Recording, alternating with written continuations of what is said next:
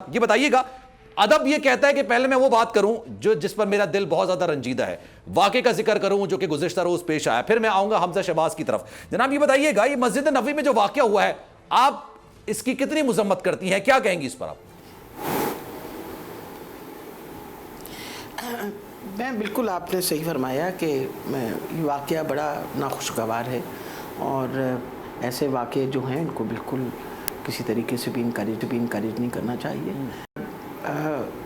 تکلیف ہوتی ہے اس طرح کے واقعے دیکھ کے، لیکن لوگوں کے اندر جو غم و غصہ ہے، اب ہمیں تو سمجھ نہیں آ رہی، ہم پہ تو کسی کو الزام نہیں لگانا چاہیے، لوگوں میں بہت زیادہ غم اور غصہ ہے، کیونکہ آخر پاکستان کی جو قوم ہے وہ اپنے آپ کو آزاد قوم ہی سمجھتی تھی، جب تک کہ یہ نہیں پتہ چلا کہ ہم کس حد تک محکوم۔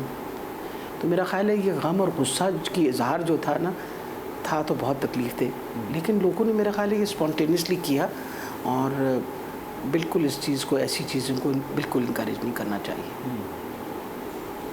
غصہ اپنی جگہ پہ، لیکن غصے کے اظہار کی جگہ میری نظر میں مناسب نہیں تھی، وہاں پر غصہ نہیں کیا جاتا ہے، وہاں پر اونچی آواز میں بات نہیں کی جاتی ہے۔ لیکن قاسم سوری صاحب پر بھی گزشتہ روز حملہ ہوا، واقعہ ہوا، کیا معاشرہ عدم برداشت کی طرف جا رہا ہے؟ عدم برداشت سے بہت زیادہ، جو دیکھیے عدم برداشت تبھی ختم ہوتی ہے نا، انسان کی برداشت تب کم ہو جاتی ہے جب وہ سوچتا ہے کہ زیادتی کی ایک انتہا ہو جائے۔ ہمیشہ یاد رکھیے کہ کبھی بھی اس طرح کا ریاکشن نہیں آتا جب تک انسان جو ہے نا اس کو بالکل آپ دیوار سے نہ لگا دیں۔ اہم بات یہ ہے جو بہت زیادہ میرے لیے تکلیف دہ چیز تھی، وہ یہ تھی کہ جس طریقے سے وہ کہتے ہیں نا، جو لوگ کہتے تھے ووٹ کو عزت دو، ان لوگوں نے جس طرح ووٹ کو پامال کیا، جس طریقے سے خریداریاں کیں، جس طریقے سے سودا بازیاں کیں، جس طرح سے لوگوں کو، لوٹوں کو اپنے پاس لے کے گئے، وہ اپنا ضمیر فروش طریقہ، وہ اتنا تکلیف دہ چیز، میری تو بہت تکلیف دہ چیز تھی۔ میں سوچتی تھی آخر جس پارٹی کے ساتھ میں کھڑی ہوں اور جس پارٹی نے مجھے یہ عزت دی اور اس نے مجھے ایک سیٹ دی ہے، میں اس پارٹی کے مخالف کیسے جا سکتی ہوں؟ ہاں، میں جا اس لیے سکتی ہوں کہ اصولاً شاید میری مخالفت ہو گئی ہے، تو میں ریزائن کر کے ضرور دوسری طرف چلی جاؤں، اس پہ ہمیں بالکل کوئی اعتراض نہیں۔ جو تکلیف دہ چیز تھی کہ وہی پرانی باتیں، جن باتوں پہ ہم کہتے تھے یہ غلط کام ہے، اور آپ کو پتہ ہے کہ جب سینٹ کے الیکشن ہوئے تب بھی خان صاحب نے کہا تھا کہ مت کریے، یہ ہارس ٹریڈنگ اور یہ سارا کچھ جو ہوتا ہے یہ سیاست دانوں کی بدنامی کا باعث بنتا ہے، ہمیں کھلے عام ووٹ دینا چاہیے اور بتانا چاہیے کہ میں کس کے ساتھ کھڑا ہوں۔ اور یہ بات غلط نہیں تھی، وجہ یہ ہے کہ اگر ہم سیاست دانوں کی عزت چاہتے ہیں تو پھر اس طرح کی ہارس ٹریڈنگ اور اس طرح کی جس طرح خریداری ہوئی، اور پھر اس کے وجہ سے ایک حکومت جو کام کر رہی تھی اس کو ہٹایا گیا، تو وہ ایک تکلیف دہ چیز ہی ہو سکتی ہے نا۔ اور جو یہ جوڑ توڑ ہو رہا تھا، آپ قوم سے ایک حد تک ہی چھپا سکتے ہیں، قوم کوئی بیوقوف تو ہے نہیں۔ میں کئی دفعہ لوگوں سے پوچھتی ہوں کہ کیا لوگ واقعی سمجھتے ہیں کہ یہ 22 کروڑ عوام کوئی بات سمجھتی نہیں ہے، ان کی سمجھ بوجھ سے بالا تر ہے؟ آفٹر آل آج کل سوشل میڈیا کا زمانہ ہے، 1 سیکنڈ لگتا ہے اور باتیں جو ہیں 1 منٹ میں پھیلائی جاتی ہیں، 1 منٹ کے اندر ساری خبر باہر نکل جاتی ہے۔ تو اب تو وہ والی بات ہے کہ you have to be very careful, بہت احتیاط رکھنی چاہیے، آپ کی منہ سے کوئی ایسی بات نہ نکلے جس کا نقصان ہو۔ اور یہ جو بات ہے خاص طور پہ ضمیر فروشی، اپنا ایمان بیچ ڈالنا، آپ اپنا مطلب آپ ایمان بیچنے والی بات ہے نا، کہ آپ نے ایک بندے کے ساتھ وعدہ کیا کہ میں آپ کے ساتھ کھڑا ہوں، آپ نے اوتھ لی اس کی طرف سے، اور پھر آپ اپنا اس کی سر عام اس کی نیلامی کر رہے ہیں۔ اچھا، لیکن یہاں پر میں ایک سوال اور اٹھانا چاہوں گا، یہاں پہ آپ لوگ ہارس ٹریڈنگ کی بات کرتے ہیں، چل اب سیاست کی طرف آتے ہیں۔ ہارس ٹریڈنگ کی بات کی جاتی ہے اور یہ بات ہر سیاسی جماعت کی طرف سے جیت آتی ہے، پاکستان پیپلز پارٹی ہو، مسلم لیگ نون ہو، یا پھر آپ کی جماعت ہو پاکستان تحریک انصاف۔ لیکن جب ہارس ٹریڈنگ آپ کے لیے کی جا رہی ہو تب آپ اس کو ضمیر کی آواز کہتے ہیں، لیکن آپ کے خلاف کی جا رہی ہو تو آپ کہتے ہیں یہ نہیں ہونا چاہیے، ایسا نہیں ہونا چاہیے۔ ایسا کیوں ہے؟ جی بالکل، میں تو اس بات پہ ٹوٹلی بلیو کرتی ہوں، بلکہ جس دن اس اسمبلی میں شور و گھل مچ رہا تھا تو میرے ساتھ کچھ نون لیگ کے لوگ کھڑے ہوئے تھے اور انہوں نے کہا ہم وہ کیا کہتے ہیں آپ ہمارے واپس کریں. میں نے کہا میں تو اس بات پہ بلیو ہی نہیں کرتی. آپ کے پاس رہنے چاہیے, ہمارے پاس ہی رہنے چاہیے, پر اگر اس طرح کی خریداری اور پھر یہ ہے کہ کلہ عام خریداری کی گئی. اچھا آفٹر آل ہم نے اب جو کلوز جو ڈیفیکشن کلوز ہے اس کے باعث جو اپلیکیشنیں جمع کروائی ہیں الیکشن کمیشن میں, الیکشن کمیشن کو بہت جلدی اس کے اوپر اپنا ورڈکٹ دے دینا چاہیے. وجہ ہے کہ ایک دفعہ یہ لوگ جو ان کاموں میں ملوث ہیں وہ یہ سبق سیکھ لیں آئندہ کے لیے. یقیناً میں آپ کو یہ بتا رہی ہوں کہ جو لوگ سیاست میں رہنا چاہتے ہیں وہ کبھی یہ غلطی نہیں کریں گے. ان کو اگر پتہ چل گیا کہ میں تاحیات ڈسکوالیفائی ہو سکتا ہوں یا ڈسکوالیفائی ہو سکتی ہوں, وہ آئندہ ایسے کاموں میں ملوث نہیں ہوں گے. بہت بہتر ہوگا کہ ریزائن کر دیں. ابھی شاہ محمود قریشی صاحب کے بارے میں کہا گیا کہ جی وہ بھی تو لوٹے تھے.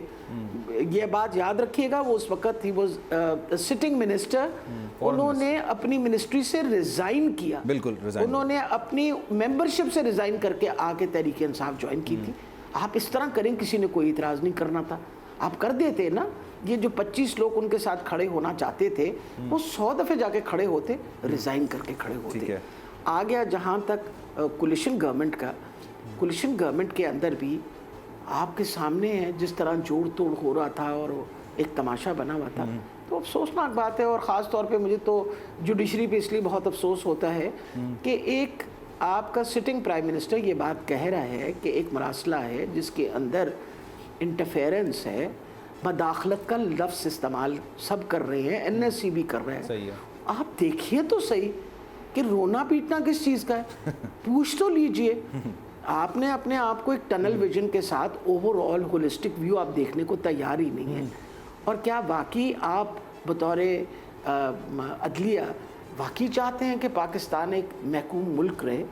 ہم کیا واقعی غلامی ذہنیت ہماری اتنی زیادہ ہو گئی ہے کہ ہم نے غلام ہی رہنا ہے اور کبھی کوئی انڈیپینڈنٹ بات نہیں کرنی جب تک کہ لیکن اب عدلیہ کی جانب سے جناب فیصلہ تو آ گیا نا. اب حمزہ شہباز کل 11:30 بجے حلف بھی اٹھا لیں گے. انہوں نے اسپیکر قومی اسمبلی کو کہہ بھی دیا ہے. لیکن آپ کو کیوں لگتا ہے جو پنجاب اسمبلی میں ان کے انتخاب کا مرحلہ ہوا, وہ منتخب ہوئے, آپ لوگ اس کو غیر آئینی کیوں کہہ رہے ہیں؟ کیوں ایسا کہہ رہے ہیں کہ جناب وہ عمل ہی متنازع تھا, ایسا ہونا نہیں چاہیے تھا؟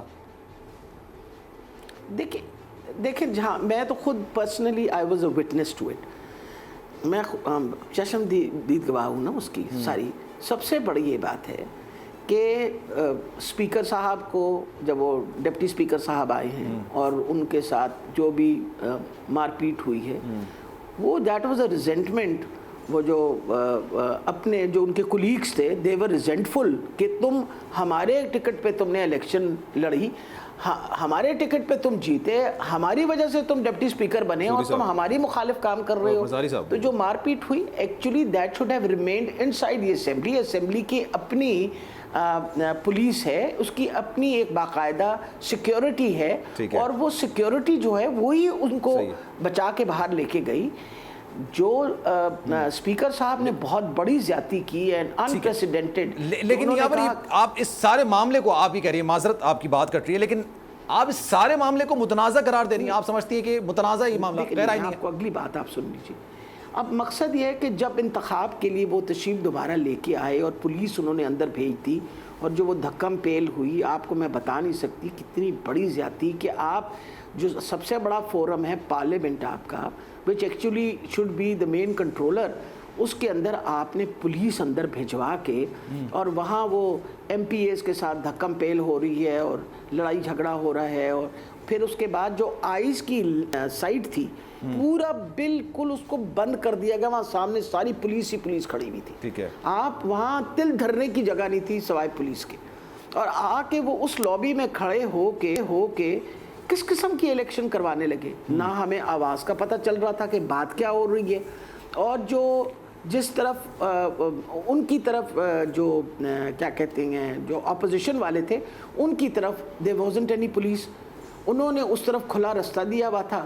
اب آپ یہ بتائیے کہ جس الیکشن کے اندر جو آپ کا کینڈیڈیٹ ہے اس کے سے زد و کوب ہو کے وہ زخمی ہو کے باہر چلے جائیں, اور ہمارے لیے جس طرف سے ہم نے نکلنا ہے وہ دروازہ بھی بند کر دیا جائے، تو کیا آپ کا خیال ہے دس واز ناٹ، یہ کوئی الیکشن ہو رہی تھی، وہ تو ایک تماشا بنا ہوا تھا، اٹ واز ٹوٹلی انفیئر. اور آپ ابھی بھی سچویشن دیکھ لیں نا، سچویشن یہ ہے کہ وہ جو 25 لوگ ہیں جن لوگوں نے جن کے خلاف اس وقت اپنا الیکشن کمیشن کے اندر کاغذ جمع کروائے ہیں ان کی ڈسکوالیفیکیشن کے لیے، وہ 25 نکلتے ہیں تو ان کی تو وہ 186 نمبر چاہیے، وہ تو بنتا ہی نہیں ہے، کسی طریقے سے بھی نہیں بنتا، جو مرضی یہ کر لے، ٹھیک ہے، وہ کسی طریقے سے نہیں بنتا. وہ اپنا پیپل پارٹی کے ساتھ ووٹ بھی اپنے ساتھ جوڑ لیں، سب کے کر لیں، ان کا نمبر وہ نہیں بنتا.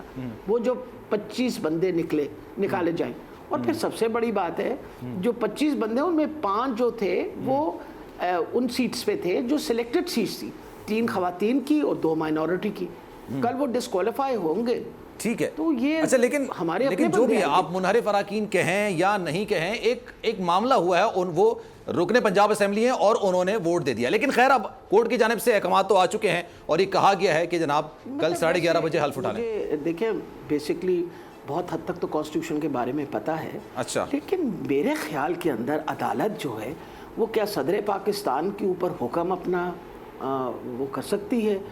صدر پاکستان نے ادھر سے اسی بات کے بارے میں ایک ڈیٹیلڈ سمری جو ہے وہ گورنر نے بھیج رکھی ہے صدر پاکستان کو، اور صدر پاکستان اس سمری کو آگے پرائم منسٹر کو بھیجنا ہے. پرائم منسٹر ہے نہیں اس وقت، وہ تو چلے گئے ہیں عمرے کے اوپر. اب یہ ساری باتوں کی وجہ سے if there is a stalemate, it is because it is all basically because of the کہ ایک ناجائز کام ہوا تو کیا اس کی کوئی شنید نہیں ہونی چاہیے، کوئی بندہ سننے والا نہ ہوئی، اور مطلب وہ کوٹیں جو ہیں اٹھا کے باہر پھینکیں ان باتوں کو اور کہیں کہ نہیں جی یہ بات ضرور کرنی ہے. ارے بھائی جو کام آپ نے دوسرے کام ہیں وہ نہیں کرنے آپ نے، اور کسی قسم کی آپ نے انصاف کا تقاضا جو ہے اور کہیں بھی نہیں کرنا، صرف اسی مسئلے میں کرنا ہے. آپ مجھے یہ بتائیے جب صاف پتہ چل رہا ہے کہ یہ الیکشن جو تھی، ایک تو number 1 it was by the descendants کہ اگر ووٹ نہ ہو تو ان کے نمبر نہیں بنتے تھے. Number 2 what was extremely important is